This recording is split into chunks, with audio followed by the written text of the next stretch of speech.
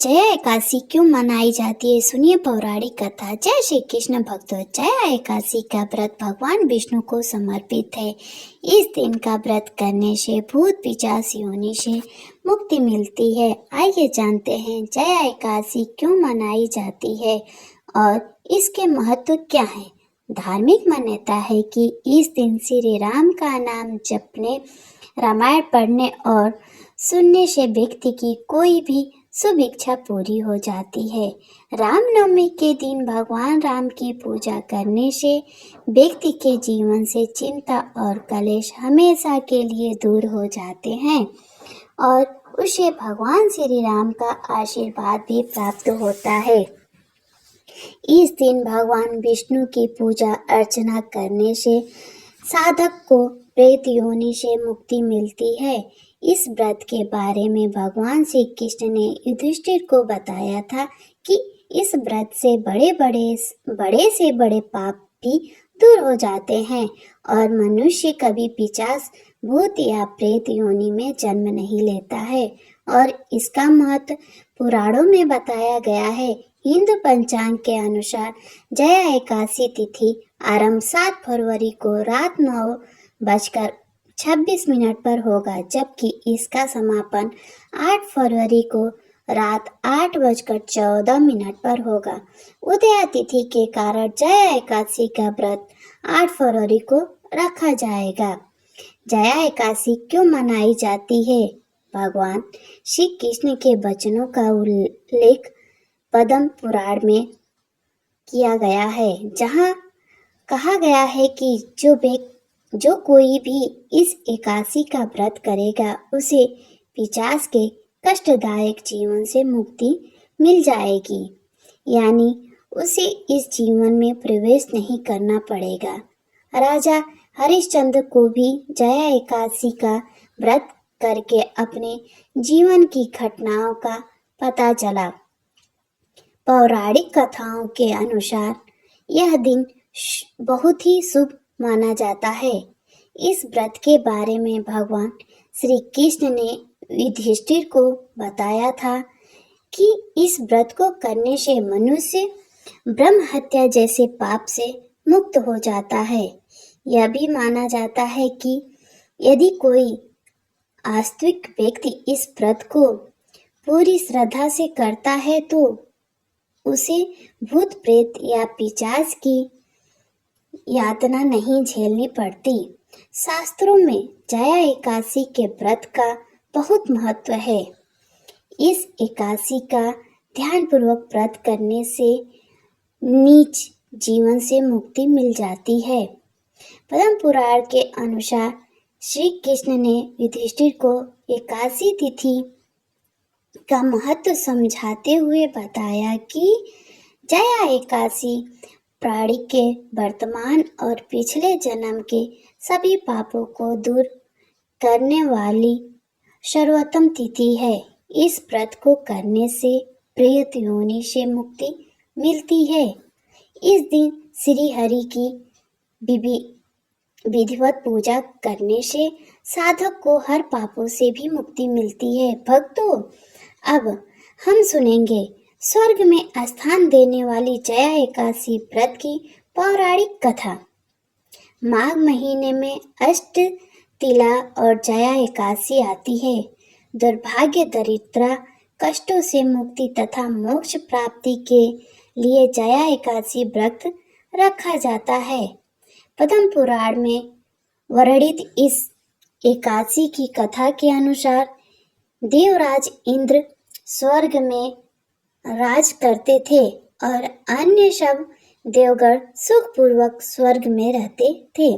एक समय इंद्र अपनी इच्छा अनुसार नंद वन में अप्सराओं के साथ विहार कर रहे थे और गंधर्व गान कर रहे थे। उन गंधर्वों से प्रसिद्ध पुष्पनंद तथा उसकी कन्या पुष्पवती और चित्रसेन तथा उसकी स्त्री मालिनी भी उपस्थित थे। साथ ही मालिनी का पुत्र पुष्पवान और उसका पुत्र माल्यवान भी उपस्थित थे। पुष्पवती गंधर्व कन्या माल्यवान को देखकर उस पर मोहित हो गई और माल्यवान पर काम बाढ़ चलाने लगी। उसने अपने रूप, लावण्य और हाव भाव से माल्यवान को वश में कर लिया। हे राजन, वह पुष्पवती अत्यंत सुंदर थी।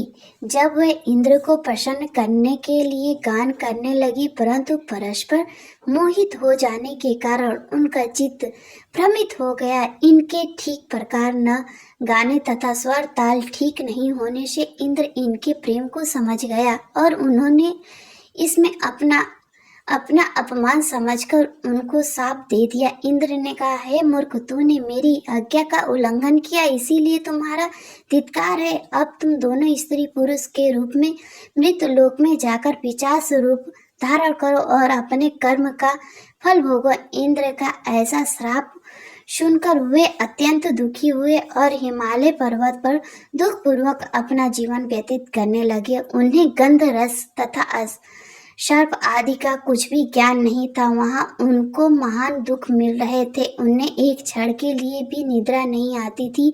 उस जगह अत्यंत शीत था, इसके उनके रोंगटे खड़े रहते और अत्यधिक शीत के कारण दांत बजते रहते। एक दिन पिशाच ने अपनी स्त्री से कहा कि पिछले जन्म में हमने ऐसे कौन से पाप किए थे जिससे हमको यह दुखदायी पिशाच योनि प्राप्त हुई है। इस पिशाच योनि से तो नरक के दुख सहन ही उत्तम है, अतः हमें अब किसी प्रकार का पाप नहीं करना चाहिए। इस प्रकार विचार करते हुए अपने दिन व्यतीत कर रहे थे। दैव योग में तभी माघ मास के शुक्ल पक्ष की जया नामक एकादशी आई। उस दिन उन्होंने कुछ भी भोजन नहीं किया और न कोई पाप कर्म ही किया, केवल फल फूल खाकर ही दिन व्यतीत किया और सायंकाल के समय महान दुख में पीपल के वृक्ष के नीचे बैठ गए। उस समय सूर्य भगवान अक्षय हो रहे थे। उस रात को अत्यंत ठंड थी, इस कारण वे दोनों शीत के कारण अति दुखित होकर मृतक के समान आपस में चिपटते हुए पड़े रहे। उस रात्रि को उनको निद्रा भी नहीं आई। जया एकादशी के उपवास और रात्रि के जागरण से दूसरे दिन प्रभाव होते ही उनकी पिशाच योनि छूट गई। अत्यंत सुंदर दुर्ग अप्सरा का देह धारण कर सुंदर वस्त्र आभूषण से अलंकृत होकर उन्होंने स्वर्गलोक को प्रस्थान किया। उस समय आकाश में देवता उनकी स्तुति करते हुए पुष्प वर्षा करने लगे। स्वर्गलोक में जाकर इन दोनों ने देवराज इंद्र को प्रणाम किया। इंद्र इनको पहले रूप में देखकर अत्यंत आश्चर्यचकित हुए और पूछने लगे कि तुमने अपनी पिशाच योनि से किस तरह छुटकारा पाया, सो सब बतलाओ। माल्यवान बोले कि हे देवेंद्र, भगवान विष्णु की कृपा और जया एकादशी के व्रत के प्रभाव से ही हमारी पिशाच देह छूटी है। तब इंद्र बोले कि हे माल्यवान, भगवान की कृपा और आपकी और एकादशी का व्रत करने से न केवल तुम्हारी पिशाच योनि छूट गई, वरन हम लोगों की भी, क्योंकि विष्णु और शिव के भक्त हम दोनों ने वंदनीय, अतः आप धन्य हैं। अब आप पुष्पवती के साथ जाकर विहार करो। अतः इस जया एकादशी के व्रत से बुरी योनि छूट जाती है। जिस मनुष्य ने इस एकादशी का व्रत किया उसने मानव सब यज्ञ जप दान आदि कर लिया। जो मनुष्य जया एकादशी का व्रत करते हैं वे अवश्य ही 1000 वर्ष तक स्वर्ग में वास करते हैं। ऐसी इस एकादशी की महिमा है। सबसे पहले एकादशी के एक दिन पहले दशमी के दिन संध्या के बाद अन्न भोजन ग्रहण न करें। दूसरे दिन प्रातः ब्रह्म मुहूर्त में उठें और स्नान इत्यादि नित्य क्रम से निवृत्त होकर भगवान श्री कृष्ण की मंगल आरती करें। यह आरती आप अपने घर पर या फिर नजदीक के मंदिर में कर सकते हैं। उसके बाद तुलसी देवी की जल अर्पण करें, उनकी 3 बार प्रदक्षिणा करें और उन्हें प्रणाम करते हुए उनके मंत्र का उच्चारण करें। उसके बाद तुलसी देवी के समक्ष आसन पर बैठकर हरे कृष्ण महामंत्र का अधिक से अधिक मात्रा में जप करें। यह मंत्र आप सभी जानते हैं, हरे कृष्ण कृष्ण कृष्ण हरे हरे, हरे राम राम राम हरे हरे। एकादशी के दिन उपवास आप अपनी शारीरिक क्षमता के अनुसार अलग अलग प्रकार से कर सकते हैं, जैसे कि संपूर्ण निर्जला उपवास, जिसमें अन्न या जल नहीं लिया जाता, या फिर केवल जल के साथ दूध और फल के साथ ही अपने एकादशी प्रसाद दूध फल इत्यादि के साथ। लेकिन सबसे महत्वपूर्ण बात यह है कि इस दिन गेहूं, चावल, दाल, फल या इत्यादि का भोजन में प्रयोग बिल्कुल भी ना करें। व्यर्थ की चर्चा, निंदा, झूठ या इत्यादि से बचे और अधिक से अधिक हरे कृष्ण महामंत्र का जाप करें। दूसरे दिन प्रातः उठकर भगवान की मंगला आरती दर्शन करें और व्रत प्राश के समय इस प्रसाद के साथ अपना व्रत खोले। इस दिन यदि संभव हो तो ब्राह्मणों को दान भी देना चाहिए। तो दोस्तों, आपको यह कथा और जानकारी कैसी लगी कृपया कमेंट करें, जरूर बताएं। वीडियो पसंद आए तो लाइक करें और अपने दोस्तों के साथ शेयर करें। कमेंट बॉक्स में जय श्री कृष्ण लिखना ना भूलें और ऐसी ही भी सुंदर सारी